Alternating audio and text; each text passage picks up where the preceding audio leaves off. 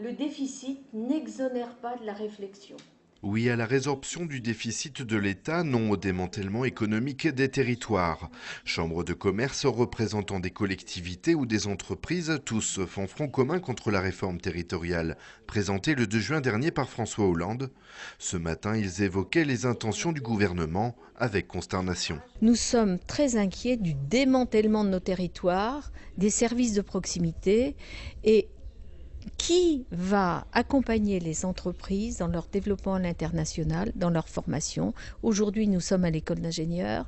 Si la CCI de l'Indre, établissement public intermédiaire, n'avait pas, avec ses partenaires que sont les collectivités, réhabilité cette manufacture Balzan, eh bien l'Indre, la région centre, ne bénéficierait pas d'une école d'ingénieurs porteuse d'emplois pour le XXIe siècle. En réduisant les chambres de commerce et de l'industrie à un établissement pour chacune des 14 grandes régions, le gouvernement souhaite faire main basse sur les réserves financières des institutions territoriales.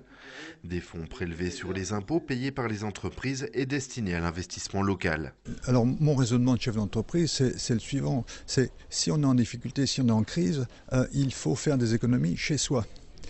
Et si on va faire des économies, c'est pareil pour un ménage. Si on va faire des économies, il faut réduire ses dépenses. Pas ses investissements. Vous avez besoin d'une maison, vous avez besoin de machines pour une entreprise. Voilà. Donc les investissements au niveau de l'État sont importants, enfin des collectivités territoriales. Ce que nous ne comprenons pas, c'est pourquoi les institutions publiques ne font pas des économies sur leur fonctionnement, comme une entreprise ferait, comme un ménage ferait. Des interrogations se posent sur la méthode et la cohérence des projets du gouvernement. Parmi les points évoqués par les élus, le transfert des compétences vers des pôles supérieurs et la dévitalisation des territoires ruraux. On éloigne du citoyen le pouvoir de décision, le statut de l'élu qui est avant tout, qui a la qualité avant tout d'être proche de la population et de connaître bien le terrain et les besoins du terrain.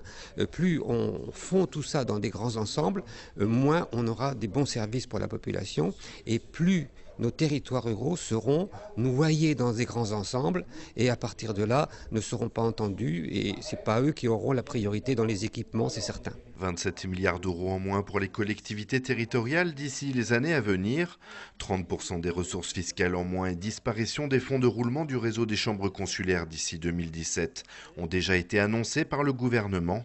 Les acteurs territoriaux n'ont pas fini de se mobiliser pour faire valoir l'action de proximité face à la décentralisation des compétences au sein des grands ensembles.